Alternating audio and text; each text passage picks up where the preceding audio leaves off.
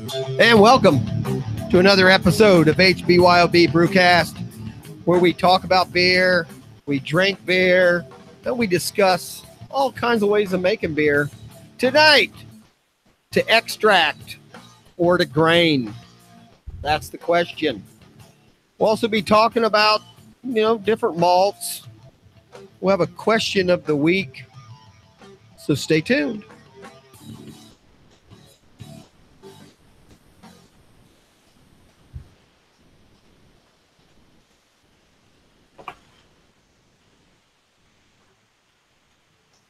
And welcome to HBYOB Brewcast.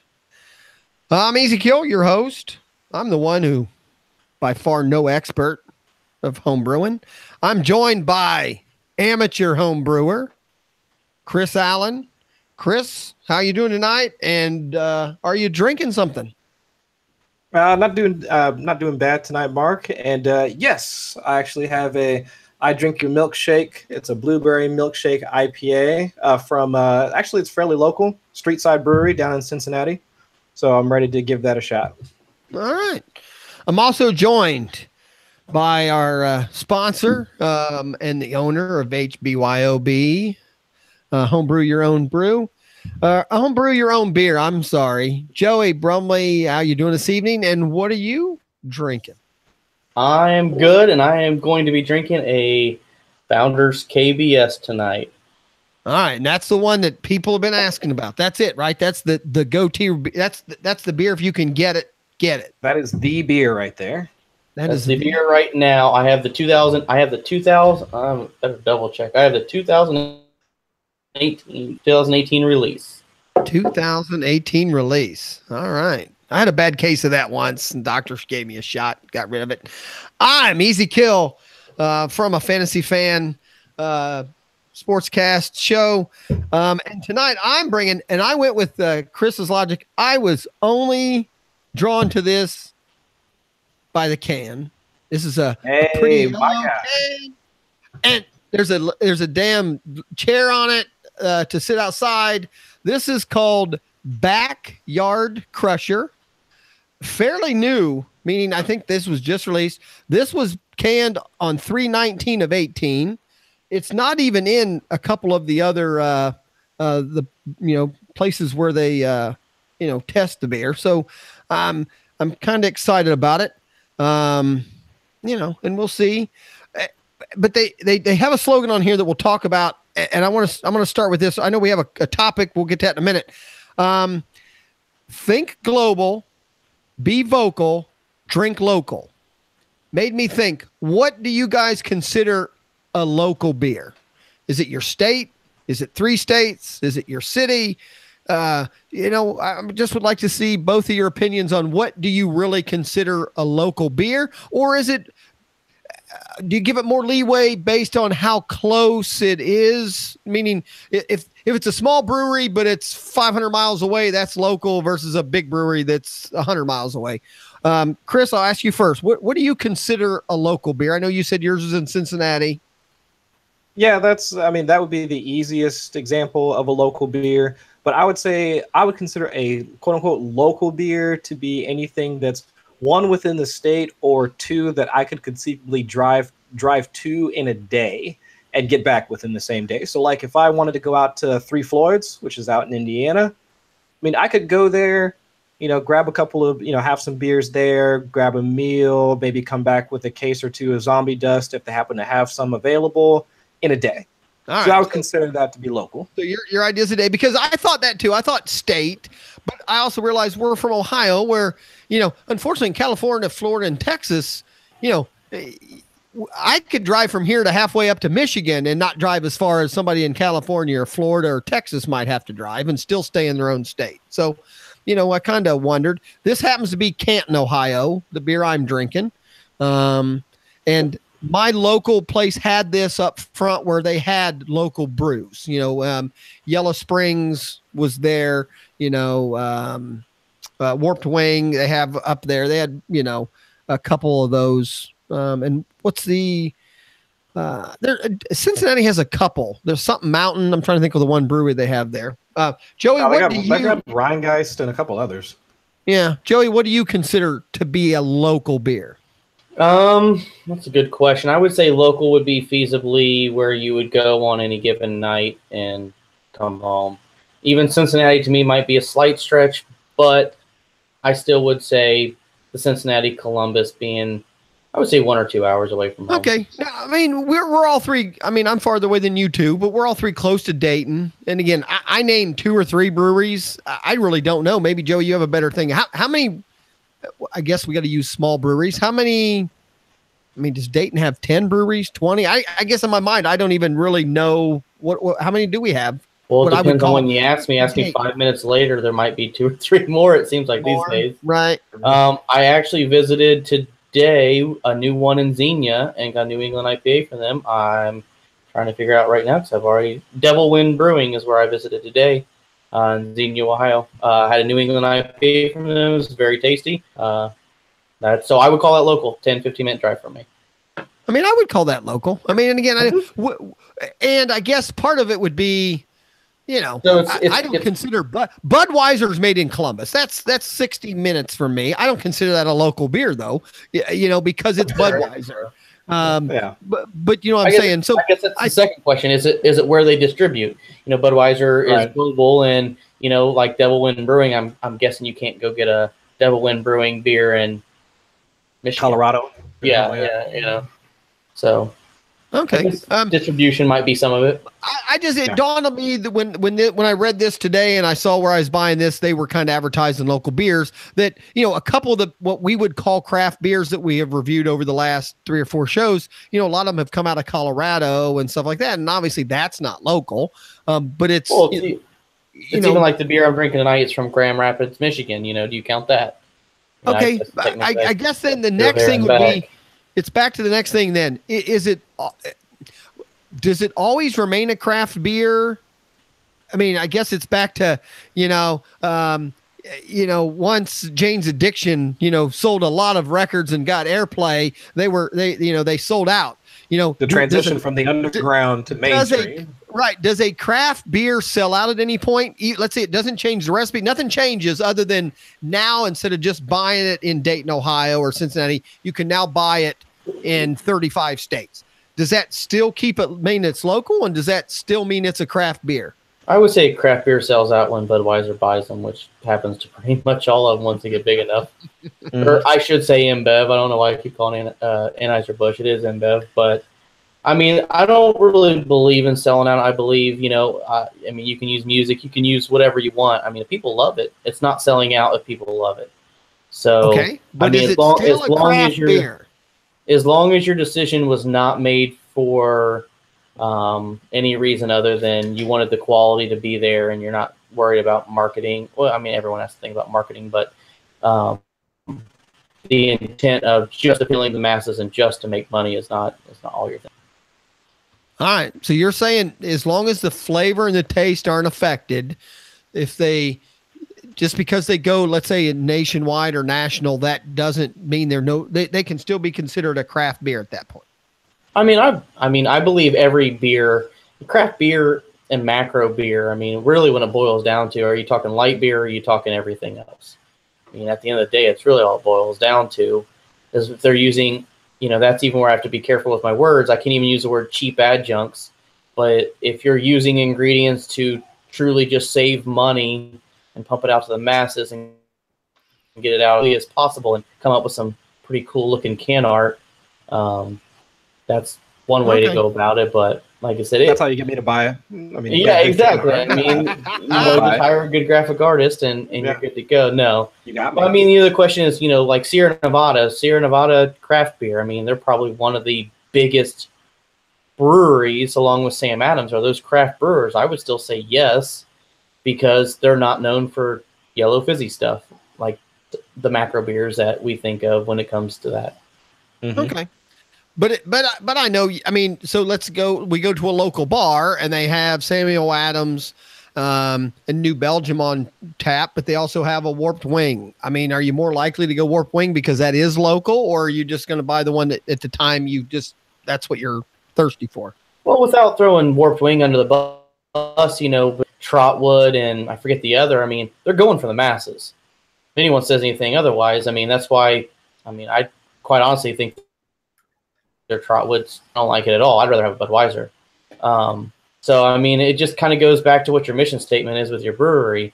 If you want to get to as many people as possible and try to crush the big guys, I mean, hats off to you. Or if you just want to create the best product you can, then like this beer, it gets released once a year. It's coveted. I mean, it's a beer that's released once a year, and that's pretty much probably all they're ever going to do. It's not probably even feasible to do it any other way. But they also could eventually not even come out with it 1 year because they go out of business. I mean, that's the difference. Warped Wing, in my opinion, at some point you have to continue some kind of a growth, curve so that you can still make your 1 or 2 beers that you like, meaning you have to sell some Flyer and Trotwood so that you can still make, some of the other stuff. And I disagree. I'm sorry. I mean, to me, Budweiser's one thing. Trotwood to me tastes a lot better than Budweiser. Is it the tastiest beer in the world? No, but it still is a local home brewed or what I would call a craft beer.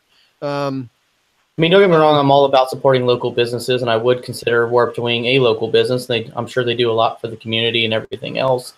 I'm just saying I'm underwhelmed by their beers. I really can't think of one that I like. And that's just me personally. And when I see Flyer and Trotwood, I laugh because it's just like, wow, you guys are just putting busy yellow beer on the market. Other people have already done that quite well. But I'm guessing it sells. I mean, they're moving. Sure, I don't disagree. So. Any place we go local, I know I can get. I don't even know their beers, but I guess I can get those on tap. Rheingeist would be probably an example of a brewery that they don't make yellow fizzy beer, and quite honestly, anywhere local to us, I mean, you go to any place, you can almost guarantee you'll find them on tap.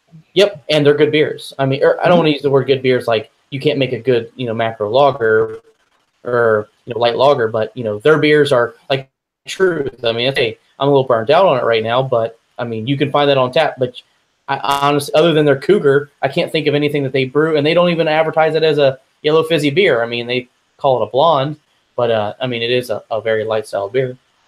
Chris, do you have a preference?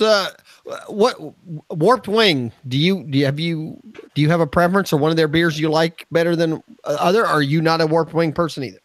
I would say I'm not really a Warped Wing person either. I mean, any of the ones that I've tried, they're okay for what they are, but I mean, to be quite honest with you, there's really nothing to write home about. The other breweries that I've been to locally, Warped Wing, meh. Toxic, that's towards downtown. That one's okay.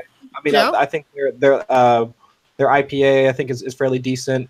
But then if we want to extend the range down to Cincinnati, like Joey just mentioned, Rheingeist, they've put out some really good brews over the past couple of years. Mad Tree has been fairly consistent in pumping out some decent brews. So I would say that I would much rather prefer Rheingeist, Mad Tree, and Toxic over Warped Wing almost any day of the week. I mean, is there a Dayton brewery? I think I've had a beer that There's a Dayton beer company. Yeah. Dayton Beer Company. Yeah. Mm-hmm. Their beers are all right. They were actually probably one of the first that I can even recall very local breweries that were around. Yeah. And I mean, now, you've got Star City, Lucky Star, Crooked Handle. I mean, the list like today when I went through, the list goes on and on and on. I come at this different than you two. I mean, and I know the couple of beers, both of you have brought what, the one tonight with it, you guys, the word is you just can't buy it anywhere. Unfortunately there's, that doesn't necessarily to me mean I would like it, Well, I haven't drank it yet. Just you haven't, just because you can't find it, or that it's hard to buy, Trust me, I agree. I'm not all about the hype, and I've said that before. I believe their Alpha King was actually the one. I like Three Floyd's Brewery. I did not like Alpha King. I'm not going to live up to the hype.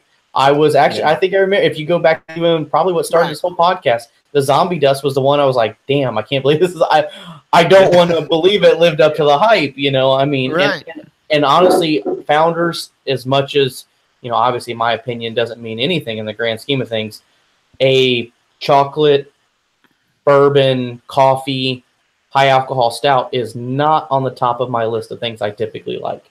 Now, is that what the KBS is? Pretty much, yeah. I mean, from what I've talked to other people, they've said this year's variety is very strong on the coffee, which I don't mind.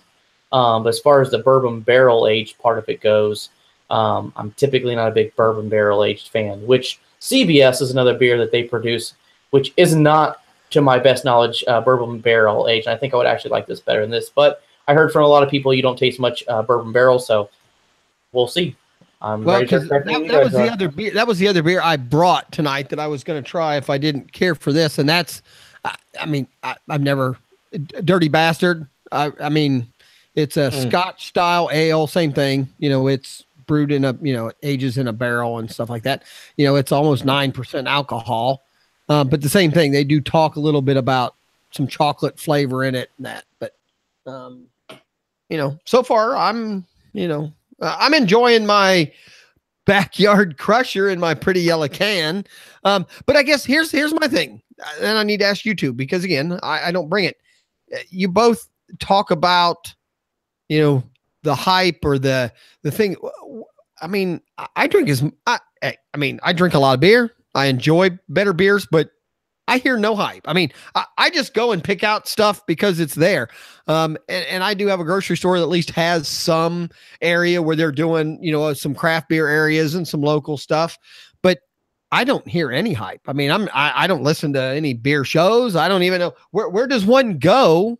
And maybe that's our job. Where maybe we need to hype something, but where does one go to find out what's, I mean, Joey, you're in the business. I get that. People are going to walk in and give you names, but Chris, where do you go? Where do you hear people go, oh man, you got to try this? It's typically by word of mouth. And I'll honestly, anytime I go out and grab a drink with folks, that's typically what the conversation revolves around, because whenever I go, I'll go to, King's Table, or this typically is over to King's Table, but wherever I'm at, when I'm drinking, that's typically what the conversation will revolve around. It's how does this particular beer taste, or have you had a different brew lately that you really enjoyed? If so, where's the brewery? The other stuff that they might have that I might be able to get my hands on. And a lot of the names or the breweries that have popped up have been the ones that we've mentioned, and it's been Rheingeist, it's been Toxic, it's been Mad Tree. I mean, some of them have been from other places that, aren't really, we wouldn't consider to be local. Some of them might be from, California, Washington State, on the, over on the West Coast. But in terms of local beers, yeah, a lot of those same breweries that we discussed are the names that keep popping up, and a lot of it does come by word of mouth. I mean, right. you can listen to your podcasts or whatever, but I mean, typically, yeah, that's where I've gotten my info from, is just from talking with folks and saying, hey, I mean, where'd you get that, or what do you think about this, or and that's how you learn about stuff like that. Okay. And I know a big part of even where I hear about beers is social media, and I'm not a social media person whatsoever, but I'll take people on social media, tweeting or Facebooking, or I don't even know the terminology, or even pictures on Instagram. Well, I see beers over and over and over again. 450 North might be the best example of that. You're seeing it and you see it over and over and over again, and you're like, wow, if people who are truly putting their own reputation, because their name's behind it, they obviously think it's a good beer versus a commercial I've seen on TV, or an ad I've seen placed on a wall, or this person who sponsored this, or this person who sponsored that, that paid advertising, versus people who are just genuinely giving their honest opinion. Those are the ones I listen to. I think social media for me is the best place to, or what I should say, social media is what influences the beers to give a chance for. All right. Well, like I said, I just was a topic and just wanted to get an idea of what people consider local and what tastes good. And I think that's what comes down to beer drinking, period. Mm-hmm. Do you like it? Unfortunately, I catch myself now never wanting to drink the same thing twice. I mean, that's maybe my bad part, meaning, even the ones I've drank on the show since we've been doing it, there's a few that I thought, I love that. I mean, it was good, but I've not bought it again. Why? Because I'm like, I want to try something different. There's so many out there now that, and what I end up doing is I buy a different 6 or 4-pack, every week. And then when that's gone, the next time I don't go back and buy it again. The only thing I buy again is my pretty green Heineken bottles. And there you go. And that's it. But all the craft beers I have, it's always something different. So, you don't really buy into a am I normal or am I the oddball? I mean, do most people try a few craft beers, pick one and stick with it? Or is the whole idea of being a craft beer drinker is that you're going to drink different beers all the time? When it comes to being a craft beer drinker, so I mean, you can separate it in two categories. If you're a craft beer drinker and that alone and not a home brewer, then sure, you might bounce around and you might get, you fill up, you go to Kroger's, you get your, build a 6-pack and you get, 2 of these, maybe one of those because that looks nice. You heard about this one your buddy told you about, and you fill up your 6-pack with a bunch of different beers. And that is definitely the norm, I would say. And I mean, I would be the same as you, Mark. I mean, I'll go, and if I go down to like Belmont Party Supplies or something like that, and I'm going through their beer selection, heck yeah, I'll go through and say like, well, I haven't heard of this brewery, I'm going to try this, or I haven't seen that, or of course you guys know me, that can art looks really cool, so I'm definitely going to have to get a few of those. I mean, but I prefer to bounce around. I mean, one, because I like to try different styles of beer, and I also like to try different breweries to see what they have to offer. But also, I mean, for me, it provides inspiration. I mean, I mean, the reason why I wanted to review and drink this milkshake IPA tonight is because I want to try and brew something like that because I've never done it before. I got and you. we're doing a competition next month. And I think that's something that I want to try and see if, and see how well it works out. So then I'll ask Joey, let's say Zombie Dust, I know you enjoyed that. So let's say tomorrow, a store in your neighborhood somehow is able to just stock it all the time, meaning you could go in there and just buy Zombie Dust whenever you wanted.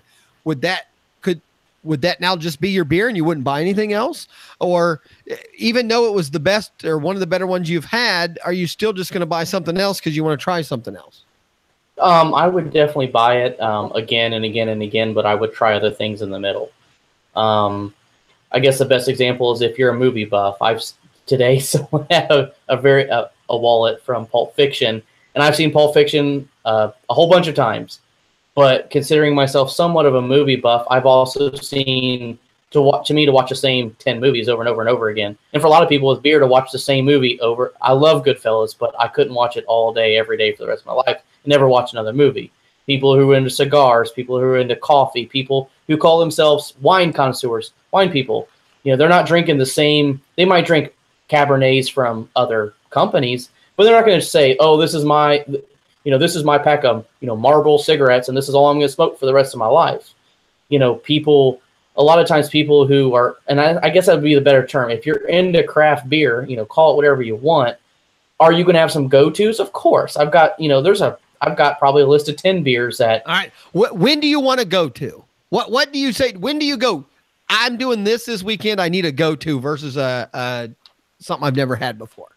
So if I go, like say play cards or go to a buddy's house or have a picnic, I'm going to go with a go-to beer. However, if it's a beer get-together, then that's where I'm going to go wacky and wild, but that's kind of what I base it on. Chris? And I would say the same. If I'm at a restaurant or a bar, like, I'm about to go on vacation here in a couple of months and I'll be out in Seattle. Hardly, I've only been out there a few times to see my brother. So if I'm out at a bar, something like that, I might try and find a go-to just because I'm comfortable with it. I might branch out depending on, because I'll be on vacation. But Sure. For the most part, I'll probably stick to my go-tos. Or let's say, like, Joey was just saying, if it's a bar, cookout, or whatever, and I'm getting ready to, just relax for the rest of the day, go-to. But if it's, if it's a special occasion or we've got something else going on or whatever, yeah, I might branch out and grab something, just like we were talking about earlier. We might have, we have folks coming over tonight. Yeah, just, I'll run over to Kroger's real quick and, build a 6-pack and bring that back. Now, do either one of you have a non-craft? Again, I've said it many times. I mean, there's 18. I brought them home tonight. I have a case of, they don't do a case. The Heineken's 18, but I have a 18 pack in there. My refrigerator always has an 18 pack of Heineken in it. And then the other 2 shelves are full of all kinds of craft beers. So obviously every week, roughly 6 days, however it is, I go through 18 Heineken, but I know I don't go through 18 craft beers. So do either one of you have, I mean, is there Budweiser? Is there something else in your refrigerator that's a non-craft beer as a go-to, or it's just not even something you drink anymore?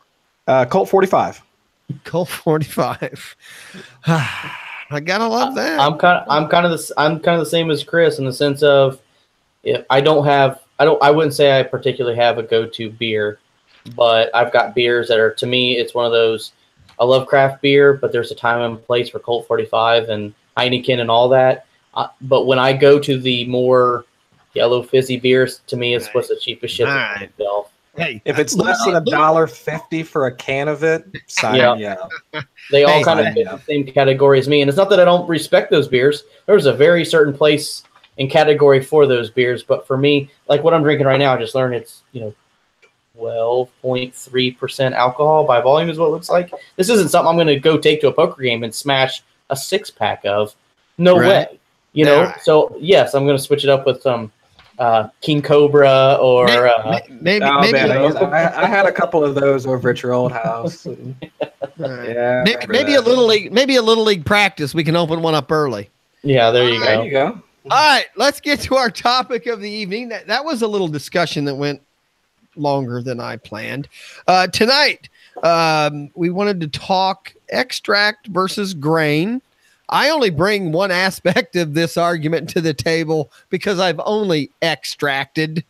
I was born an extractor. I'm going to die an extractor. And Mrs. Easy loves me because I'm just an extractor.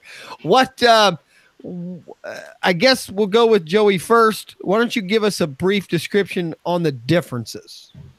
So extract is going to be where you may or may not use a small amount of what are referred to as specialty grains, which those grains are just giving your beer flavor and body, very, very little fermentability. When I say fermentability, I mean what's going to turn into alcohol. When you're all grain brewing, your entire batch, what I meant to say also was, and then your fermentability comes from an extract, which the barley has been condensed into a liquid or dry form. You then mix that in, and that's where your beer gets its fermentability. When you're all grain brewing, you're doing a starch conversion. You are completely getting all of your sugars from grains. So you're not just getting the body and flavor from the grains, you are also getting the fermentability. The benefit to extract brewing is it's easy. You don't have to do a full boil like you do with all grain brewing. The cons are there's a little bit less control you get to have with it, and it is a little bit more expensive as far as ingredients goes. The prices, I mean, for a first time or a begin brewer, I think we've already talked that, maybe your first time extract is an easier thing to do, but is there a big price difference, or is that also relative versus, I know there are more expensive extraction kits because that's all I've ever done versus I've never done grain. So I'm assuming though there are cheaper grain recipes and there's more expensive grain recipes. So the ingredients are cheaper for all grain brewing than extract brewing. However, the time, if you don't value your time, it will take you more time with all grain brewing. However, there is a little bit more equipment that isn't necessarily required, but it can make your life a lot easier if you get into all grain brewing. In all grain brewing, how many different grains are required? Is it just, to some people, is it just one corn, or and I'm sure it's a recipe, but is there normally more than one grain involved? I've done a recipe that's had 30 plus in it before. And I've done a recipe that was referred to as a smash beer, which stands for single malt and single hop. Don't quote me on that, but I think that's what it stands for, which means there was one grain. That was it. One grain and one hop. And that was it. Yep. So it is a recipe or a flavor. So obviously the more grains you use, Chris, is that a more expensive recipe than if you're just using one grain? Just depends on how much of each grain that you're using. So for that recipe that I'm referring to, that was the competition brew that Joey and I did last year, and that's what was comically called the kitchen sink, because we literally took all the grains that Joey has available in his store and then put them into the mash tun. But I think the total, if I'm not mistaken, Joey, like what did we wind up with? Somewhere in like the 12 to 13 pound range total. Was it around that area? Yeah, it was a lot. So it wasn't a recipe. This was something you guys just did. Yeah, I mean, we literally didn't know any better, and we just threw a bunch of shit in the fermenter. And you're telling me 14 pounds of grain, Joey? What's or either one of you? What is an average? I know to make 5 gallons, because I know when I ever did extract, 5 gallons is what I was making. So in a 5-gallon recipe, what is the average weight of the grain I'm going to be using? Is it so wide you can't even answer that, or are you usually using somewhere between 5 and 15 pounds? Depends on the. Go ahead. So on an extract batch, it varies from nothing to maybe 3 pounds. I would say would be a good. Okay, so that's if you're going to use some grain with an extract.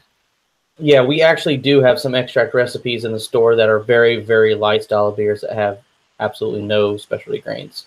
So no grains at all. I mean, you're just mixing extract. Which is that's all I've ever done. I mean, I've really just I've heated up a can. I have done it. One I've done where I've done multiple cans in one batch, and I've done where I've boiled it for a while, which eventually realized I don't think it changed anything other than it. I could say I boiled it for an hour, but I didn't add anything. So I've never ever done a grain batch. Which you're referring to more of the pre-hopped extract. Correct. We've actually kind of left that out of the conversation. We're talking more of what? I mean, it's the same. I mean, it's the same, but it kind of goes back to the Mr. Beer.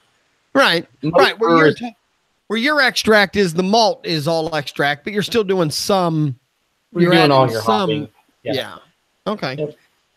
So then technically there are recipes of either that can be a similar price. So there's probably not a huge price difference though. No. Depending on what you're doing. I mean, I think that's the real kick. I mean, the kicker to it, right? It depends on what style that you're trying to brew, and then what you're trying to do in terms of the brew itself. So there can be a price difference, but I mean, it's nothing significant. At least from my personal experience, it's not a significant price jump. Now,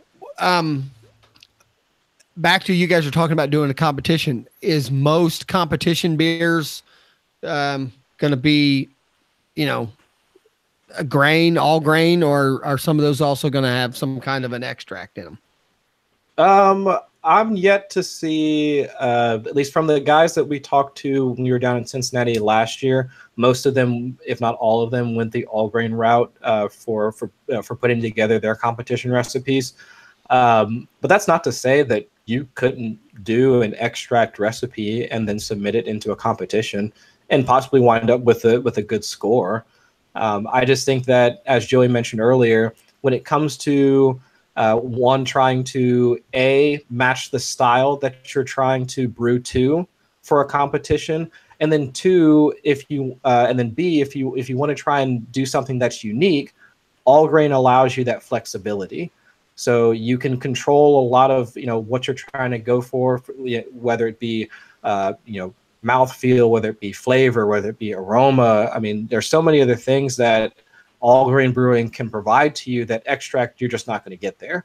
So for a competition type brew, I think most brewers will turn to all grain because, at least from that perspective, it will give you a leg up on the competition, or if not a leg up, it'll at least keep you on par with everybody else that is brewing.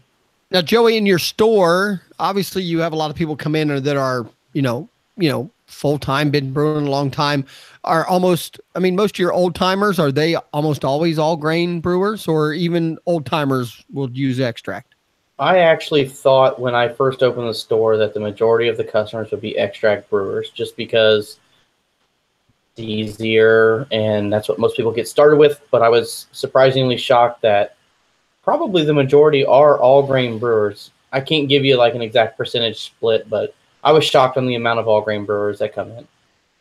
Okay, and is that just a percentage of people who would buy at a store versus maybe ordering something, or is that just, like Chris just said, more control and more consistency maybe, or that they just find that if you're going to brew a lot, that's more of the hobby, actually, picking the grains and everything. I guess that would be kind of a good segue to get into is, what is the, if most people get started with extract brewing, However, it seems like most people who have been brewing for many years do all grain brewing. Is there a huge flavor difference? Can you win a competition with an extract brew? Yes. I thought for years that extract brew tasted not. I didn't think extract brewing tasted nearly as good as all grain brewing. However, when I opened the store, I started extract brewing more just so I could refresh my memory and to help customers out with how to do it. I just got better as a brewer. So to say that you can't make an award-winning beer with extract would not be correct. But I think most people who get into all grain brewing are truly into the hobby of it. Back to kind of like what started the conversation. They're not the type of people that go to the store and, get their 6-pack of Bud and go home. But that doesn't mean that extract brewers are either. It just gets to where you're at with the hobby, where you enjoy it.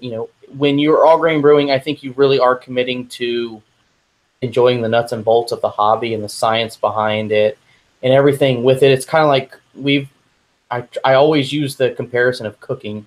I can go to the store and get pre-made ribs and heat them up on my grill and feed them to my family, but you can make them from scratch. And I think all grain brewing is that kind of, I made it from scratch. I mean, you can split it down a million ways when you compare it to cooking. So I would say that would be the biggest thing. I try to tell customers all grain brewing isn't harder. It just does require more time, more equipment, and a little bit more knowledge. Okay, but I was going to ask that next, but so it does require more equipment as far as the brewing process, or does and to get the grains prepared. It does and it doesn't. You can do, and that's the thing. More people are all grain brewing more now than ever because brew in the bag, which a lot of people frowned upon at first, but makes fantastic beer. I mean, you're talking, honestly, your first batch, you will break even as far as expense goes, if not save a little bit of money, even on your first batch from switching from extract to all grain. The biggest thing with all grain that takes is you are doing a full boil, so you will need a big pot. Most people don't have an 8, 9, 10-gallon pot, which is required to do all grain brewing. So your biggest expense in all grain brewing is really just having a big enough pot. That's it. I mean, that's all it boils down to. So the size of your pot will determine if you can Does all mean grain something. brew. Okay. Yes. Because what you mean by that is you have the grains are in contact with 100% of the fluids that are going to become beer. We're in contact with those grains. Yeah. Versus extract brewing, you're going to do a partial boil and you're going to chill it down. You're going to top it off with water for the most part when you're right. done. You're right. You're making something and then diluting it. Is what I mean, when I made mine, that's what I did, and eventually I learned to where, I just had to heat the can up real good and boil a little bit, throw it in there and add my water, stir it real well. I tell people when you go from pre-hopped, which like I said, I really don't sell very much of the pre-hopped, which surprised me, but I don't sell much of the pre-hopped cans. When you go from pre-hopped cans to extract brewing, there's a huge flavor difference in my opinion. When you go from extract brewing with adding your own hops to all grain brewing, there is a minor, if any, on certain beer styles. In my experience, the darker beers, I don't notice a flavor difference. The really light style beers and the high alcohol beers is where all grain, I can honestly taste a difference. Just a small, put it in as general as I can. When you said grain in a bag earlier, is that where all the grains are in one bag, like a big tea bag thing that I've seen? Exactly. So you don't have to do the filtering process, and obviously that's less equipment involved, correct? Yeah. Yeah, you just have to have a pot that can accommodate all the grains. And like I said, most people who have even like most people who have just a 5, even like the extract kit we sell, it's a 5-gallon pot because you're going to boil 2 or 3 gallons of wort, and that's all you need, and you're going to top it off with water. That's not nearly what you need for brewing a bag method. So you need something bigger than that. All right. So what I'm going to ask, what's the biggest pot I could go buy tomorrow at HBYOB? I think we have a 16-gallon is the biggest one we sell now. We used to have a 20-gallon. Okay. I think I discontinued that, and now 16-gallon is as big as you can go. A toddler can fit in it with the lid on it. All right, so a 16. How long does it take to bring a 16? Now, I'm assuming if you have a 16-gallon, that's to make, 10 gallons of beer? I mean, you can do... Yeah, you can do a 5-gallon batch if you wanted to. Well, okay, I know you can do smaller. My point is, what's the max I could do in a 16-gallon? Obviously, I mean, I'm assuming I can't do 15 gallons because you're going to have a lot of grain in there. So I'm assuming a 10-gallon recipe roughly. If I've got 2 cornies and I want to fill them both up, I could get a 16-gallon pot and roughly, obviously, I don't know what is the, and maybe you would know, maybe you guys do know how many gallons of water. And I know each recipe is going to be different, but on average, how many gallons of water does it take for me to produce 10 gallons of beer if I'm all grain? You understand what I'm saying? I know some of that water is going to go somewhere or absorbed into the grain. Meaning, if I start with, let's go the different way. If I start with 10 gallons of water and my grains at the end, how much beer would I have? I mean, there's a lot of variables.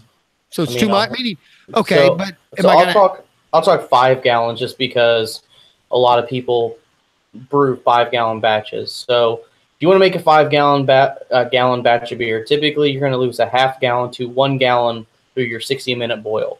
So now you're at 6 gallons. Then you're going to have grain absorption, which basically means your grains act like a sponge. So water is going to get into them. They're going to soak them up like a sponge. You're never going to get that water back out of it. Grain absorption can be anywhere for as little as I've experienced, a half a gallon, to about a gallon and a half.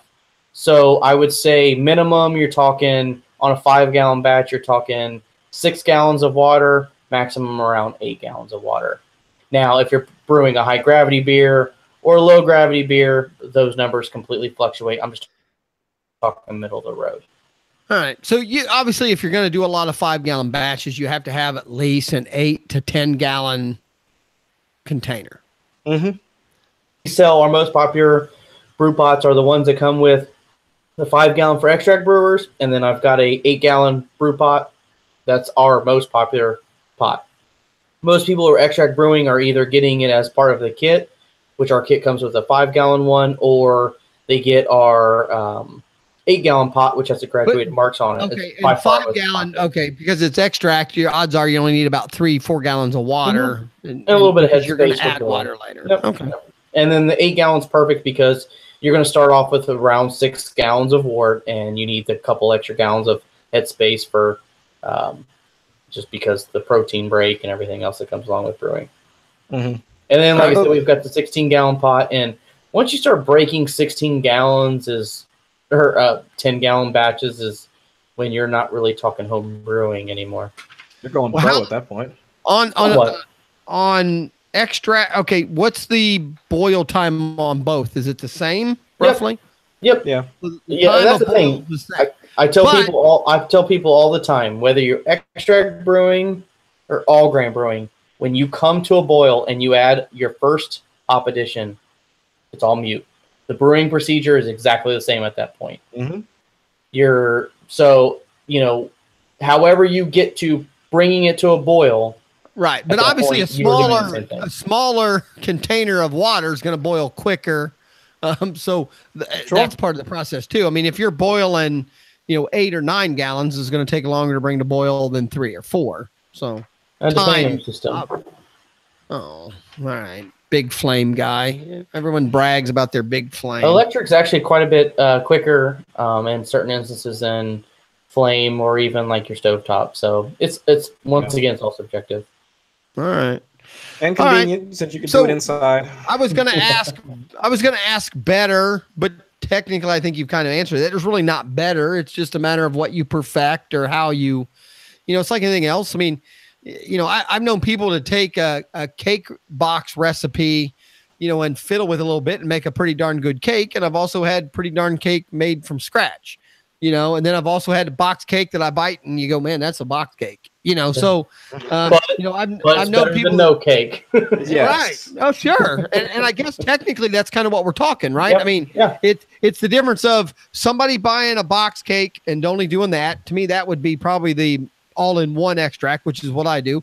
The next step would be an extract brewer, which is someone who takes a box cake, maybe adds an extra egg, adds a little bit of, chocolate to make it a little more chocolate flavor, that type thing, so that you're, I think people have added, you can add applesauce, you can do stuff to make that cake a little more less box tasting. And then obviously you have the person who's mixing and sifting the flour and doing the, the cocoa and all that. So I think I think actually a good comparison would be, it kind of goes back. No, I want to use mine. I want to use my comparison. Where we talked about earlier in the cast was, what is craft beer? And when a lot of customers come in, I really break them down into two categories. One is the people, I love craft beer. How do I make what I'm buying? Because I want to get into the hobby of blah, blah, blah, blah, blah. The other category would be, hey, I just want to be aware of what I'm putting in my body. I've been drinking Bud my whole life because I've been told to, and I want to start home brewing beer. It sounds like fun. That's the school that I came from. I truly didn't even know what craft beer was. I thought it all tasted like shit until I started home brewing. It opened me up into craft brew. So I guess now that we've gone full circle, how do you define craft brewing? I think craft brewing is kind of like the farm to table. You're now aware of what you're putting in your body. You just didn't put it in your body because they told you to, and you grew up and your parents drank it. Now you're drinking it. And so I think, to me, when you use that vague of a terminology, I'm probably going to get some heat for saying this. To you, if you went to Budweiser's plant or Miller's plant and every ingredient and blah blah blah, you know what you put in your body and you like it and you genuinely love the flavor, that's craft brew. I don't have a problem with that. Sure. Well, I know for a fact, me and you originally started brewing to try to brew a Budweiser that was cheaper. Yeah. That was why. And you can do that. And now cost. No, we never did it. We never ever come up with that. But that's successful. But that is what we started. Right. But now, to me, the cost doesn't mean anything because I want to make no different. I always use a term of cooking. When I make a meal, I want to make a very good tasting meal that I'm proud of. And you stop trying to be cheap with it. You just want to make something that's delicious. And use fresh every once in a while, you need to throw down some hamburger helper to get the little There's kids. nothing wrong with it. I get that. But there's also those days where you say, I want to make a good meal that I'm proud of, and you want fresh ingredients. And that's what home brewing is all about. That's what craft beer is all about. We talked about this earlier today off the cast, Mark. What's this born on date? What is that? When you're drinking, a light beer, what's a born on date? Does it really matter? Because in craft beer, a born on date to let you know the older it gets, the less flavor it's going to achieve. And it's going to smooth out. So what's a born on date for a beer that is the objective is to have no flavor? Is it going to go bad? No, it's canned. It's prepared properly. You could drink a light beer. I drank a home brew that was 10 years old. You can go crazy with it. So I mean, those two customers that come in the store, to me, if you're home brewing and you get started, you get into it. You don't have to get into craft beer. I mean, if you like what you're brewing, that's all that really matters. And it kind of goes back to the debate we're having now, whether you're extract brewing or all grain brewing. If you enjoy the beer you're making, that is technically all that matters. If you want to get into all grain brewing, great. I will be glad to help you. But it doesn't mean you're going to make a better beer. It really does not. It really doesn't. I mean, I understand. It's back to, like you said, a box cake is better than no cake on your birthday. Yeah, exactly. And that's homebrew is better than no homebrew. And we got a couple little topics. We're gonna add a question of the week or HBYOB question from a customer. And again, you guys, we're live again on YouTube, but you can just go to HBYOB.com. And all the ways you can watch us are there. You can tweet us your question. You can chat with us live on YouTube if you have a question. Or you can go into the store and just ask Joey and maybe it'll get on the air that way. And that's the way the question that we got this week came from. And the question of the week is, I am making beer and now I'm interested in making mead. Can I put my mead in my beer bottles and cap them, or do I need to use wine bottles and purchase corks? So nope. That's going to be the question. Okay, Chris, go first. What is first of all, I mean, I know, and I'm barely intelligent when it comes to this stuff. Quickly, one of you explain what mead is. I know what it is, but explain to somebody what mead would be first for people who don't know, and then go ahead and answer the question, or at least give me your opinion, Chris. Okay, sure. Mead is a honey wine. I mean, so more or less, the process for actually creating a mead is as simplistic as it can possibly be. I remember the first time making mead, 3 of us got together, honey, water, yeast, and then we just stared at each other for about 5 minutes, asking each other to make sure. It's like, oh yeah, are we actually done? Yeah. So in time. In time, and that's it. That's the hard part about, or at least the downside to making mead, because you have so much sugar. I mean, you're adding at least 10 plus pounds of honey, or into your bucket. I mean, that's a lot of sugar for that mead. 10 for that pounds, yeast to make 5 gallons. How much are you making? You can do that for 5 gallons if you want to. I mean, some folks typically they can add more. It just depends on, again, because how much sugar is contained within your fermenter. It's just sugar, a yeast, and water. Yep, that's it. Okay. I mean, you can add in fruit if you want to add, have some flavor to it. You can re-rack that into a secondary. I mean, you called it a honey wine. I mean, because there's no fruit in it, to me, it's not a wine. It's truly, I just think of it as a mead. But it's typically considered a honey wine because of the ABV, and it's not carbonated. Okay, correct. Are there kits to buy at HBYOB, or is there no kit needed because it's just go buy honey somewhere and obviously water and the yeast? And what type of yeast is recommended? So the typical, and that goes back to the question. Today I had someone, I got them set up on a mead kit. I sold them a winemaking kit because they're going to make mead, so all of the winemaking accessories suited best. The question reads more, to me, I'm a beer maker, but I want to make mead. Right. So because it's not carbonated and because it has a higher ABV, typically we use wine bottles and a corker. That's the reason we don't have to worry about this carbonation pushing the corks out. You can absolutely bottle it in beer bottles. All the caps we sell in the store are oxygen barrier caps, so they will seal the bottles just fine, and you don't have to worry about any oxidation. Yes. Going right now, I'm very excited about it. I taste it as I transferred it to the secondary, so I'm very excited.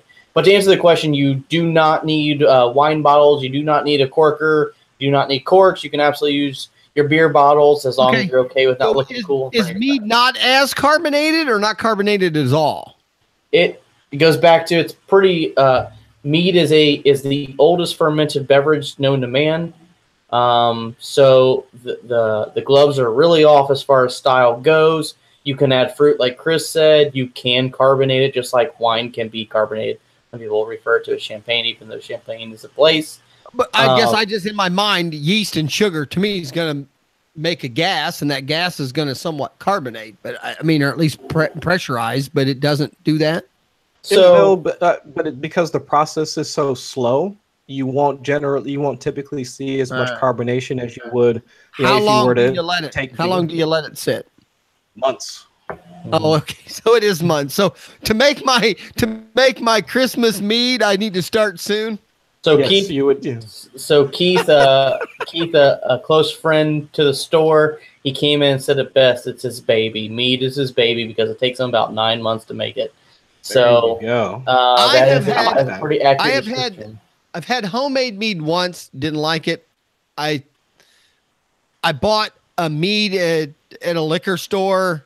Didn't like that either. So I don't know if it's just. So, and here's my thing. I love honey. I'm a honey guy. That's why I kept thinking, man, I gotta love this. It should be good. I love alcohol and I love honey, but neither one was something that I would. I mean, I didn't throw anything away, but neither one was a drink I would have bought again or tried again.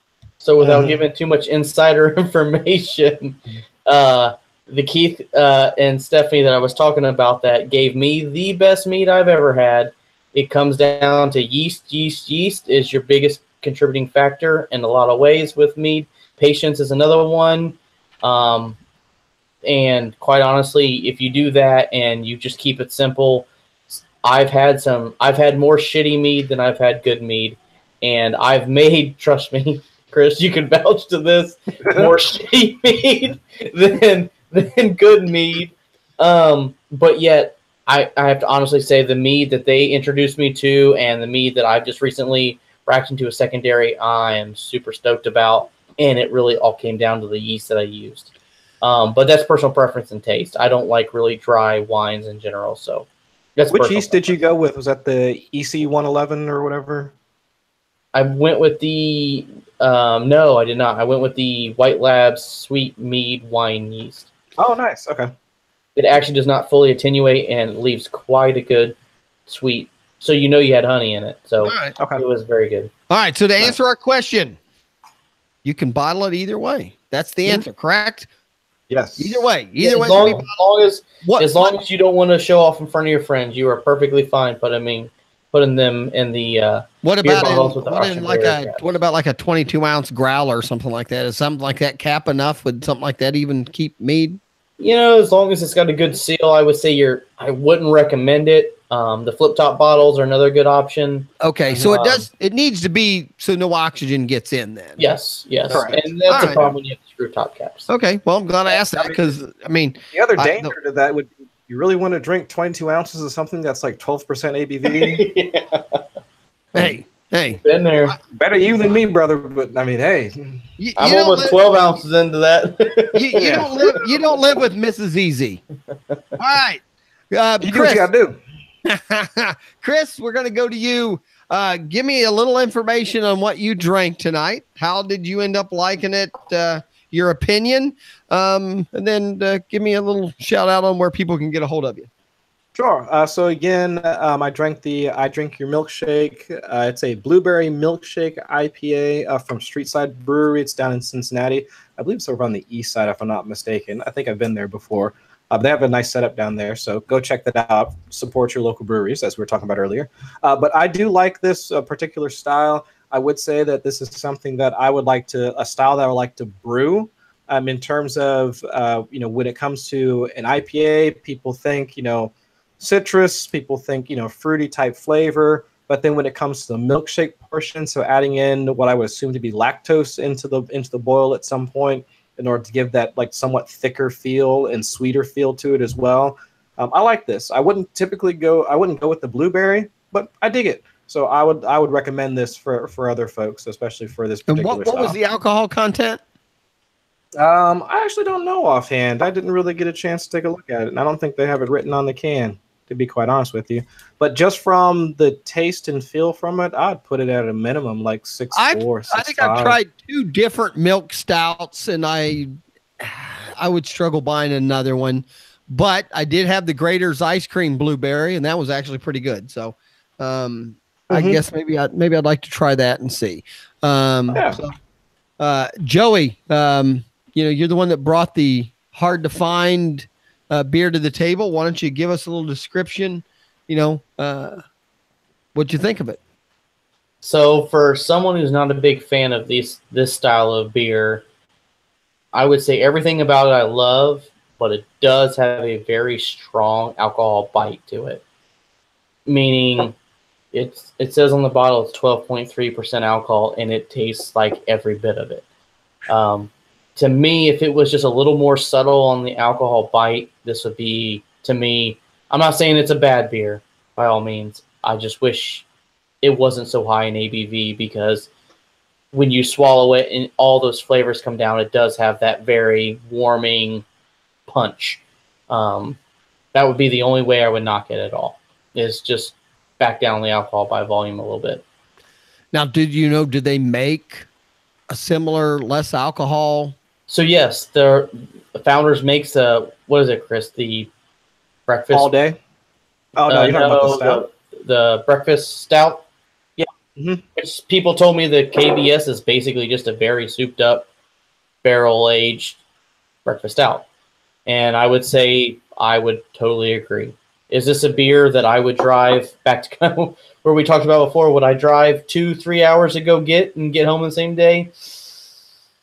I would not personally, now that I've drank it. However, it is a very, very solid beer. Sounds like it's probably a beer that you're either going to think it's the best thing ever because you like that high, content, or again, like you said, or it's one of those, like you said, I'm glad I had one, but I wouldn't necessarily.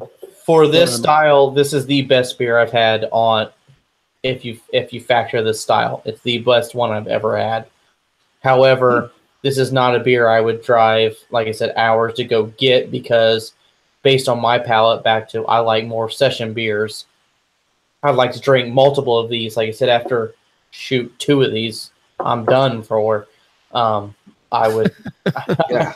I like to drink multiple beers. Like I said, this is just not one of those beers that I could drink in a lot in one session, but it is a very, very, I would share this back to Chris. If I went to your house, I would bring a bottle of this. And if we split this 4 ways, we would all say, holy shit, this is great. I would hope it is great. But this isn't something I would bring to a poker game at your house and say, here's a 6-pack. And you guys just cart me out at the end of the night. Yeah. I mean, if it's a real competitive game, I might make sure everyone at the game has one or two. Exactly. There you go. Yeah, and I'll just sip on water. Well, again, I went with the Backyard Crusher. Never heard of it. Now, the brewery is Royal Docks, Canton. Either one of you heard of it? No, never heard of it. Canton, Ohio? Canton, Ohio. It's Ohio craft beer certified. Unfortunately, I'm going to read because I just find this interesting that, most cans have very little on them that are fun to read. I know, Chris but at Royal Docks, we simply adore intellectually challenging brews that beacon one to explore their depths and parse each nuanced sip. But this ain't one of those. See, there's thinking beer and there's drinking beer, and Backyard Crusher is a drinking beer. Sure, we could tell you all about the Egyptian black lime, the Mediterranean sea salt, and the citra hops that make this tangy golden quencher so easy on the tongue, but that would be defeating the purpose. So I would agree. No head, very I only think because the Voodoo we had a while back, the Voodoo, the Ranger.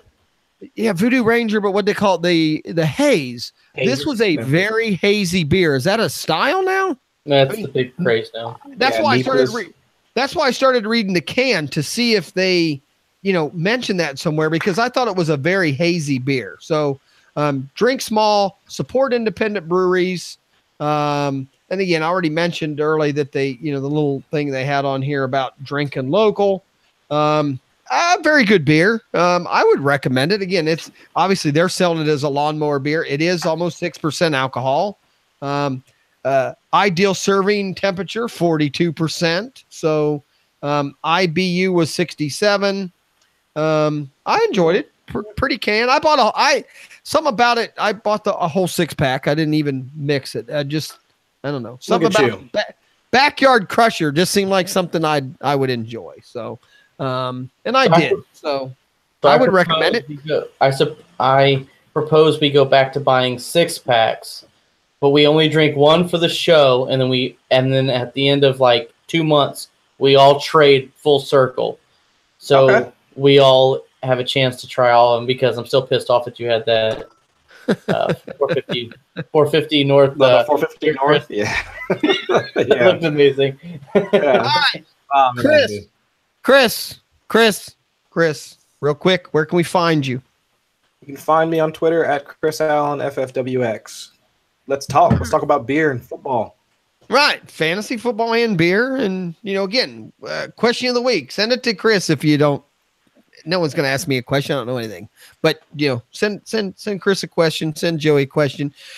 Joey, HBYOB.com. I know is the website, but give me a little information on the store, location, hours, and, how people can come in and talk to you about some of the things we talked about tonight.